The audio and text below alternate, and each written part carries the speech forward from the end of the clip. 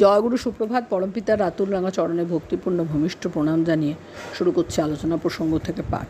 15ই ফাল্গুন 1355 রবিবার, ইংরেজি 27/2/1941।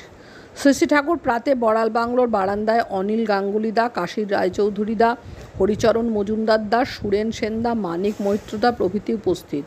ধর্মঘট করার প্রবণতা সম্বন্ধে কথা উঠল। শ্রী শ্রী ঠাকুর: যখন তখন যেখানে সেখানে ধর্মঘট করা ভালো না। যেখানে ধর্মঘট করলে সব দিক সুচারু সুষ্ঠু হয়ে ওঠে, তেমনতর মৌলিক ব্যাপারের জন্য ধর্মঘট করা ভালো। তাও লক্ষ্য রাখতে হয় যাতে লোকের কষ্ট অযথা না বাড়ে। ফান্ডামেন্টাল এরার থাকলেও প্রথমে চেষ্টা করতে হয় যাতে অন্যভাবে তার নিরাকরণ হয়। তা যেখানে না হয় সেখানে অগত্যা ধর্মঘট করা চলে।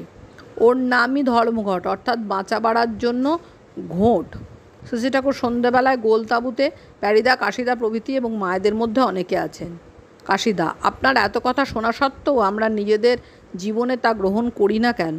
শ্রী ঠাকুর: আর্টসটা বৃত্তিতে খেয়ে ফেলে। অনুরাগের প্রাখর্য যেমনতর, গ্রহণও তেমনতর করে। করতে করতেই হয়, ভালো লাগা এসে যায়। তেরা বনদ বনদ বন যাই। মানুষ হয় ভগবানের পথে যাবে, না হয় প্রবৃত্তির পথে যাবে।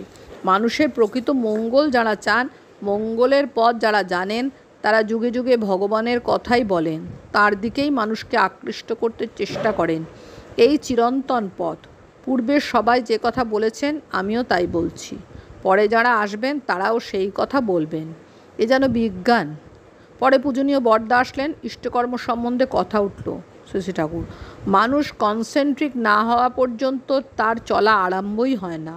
একটা নর্মাল স্বাভাবিক রকম থাকে, তাতে ইন্টারেস্ট থাকে, তাকে ছেড়ে থাকতে পারে না, সেটা ভালো লাগে না। এমনি ছোট ছোট টেন্ডেন্সি থেকে শুরু হয়, ওটায় ধীরে ধীরে বেড়ে যায়। বড়দা: করতে করতে হয়। জয়গুরু বন্দে পুরুষোত্তম।